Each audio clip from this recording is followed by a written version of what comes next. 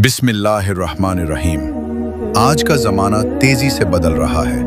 घरों में टीवी है, हाथों में मोबाइल है, लेकिन सवाल ये है कि क्या ये ज़राए हमें अल्लाह से करीब कर रहे हैं?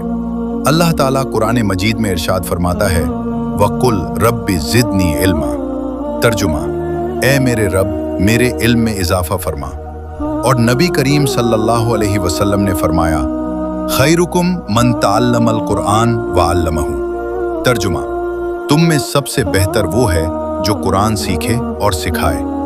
यही वो पैगाम है जो हमें आगे बढ़ाता है कि हम खुद भी दीन सीखें और अपनी नस्लों तक पहुंचाएं। आज इसी मकसद के लिए एक आसान और मुअस्सिर जरिया पेश किया जा रहा है, टीवी और मोबाइल के जरिए दीनी तालीम। इस निज़ाम के जरिए नूरानी कायदा आसानी से सिखाया जा सकता है। कुरान मजीद तजवीद के साथ पढ़ाया जा सकता है। कुरान का उर्दू तर्जुमा और तफसीर समझाई जा सकती है।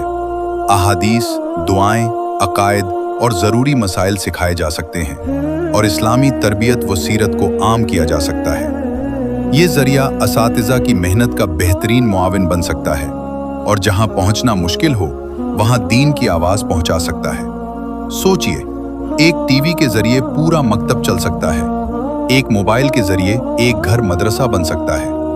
ये निज़ाम न सिर्फ घरों में बल्कि स्कूल्स, मदारिस व मकातिब, कॉलेजेस और मस्तूरात के बयानात में भी मुअस्सिर अंदाज में इस्तेमाल हो सकता है। इसके फ़वाइद: कम वक्त में ज़्यादा दीनी इल्म, बच्चों और बड़ों के लिए आसान तालीम, बार बार सुनने और समझने की सहूलत, घर का माहौल दीनी बनाना।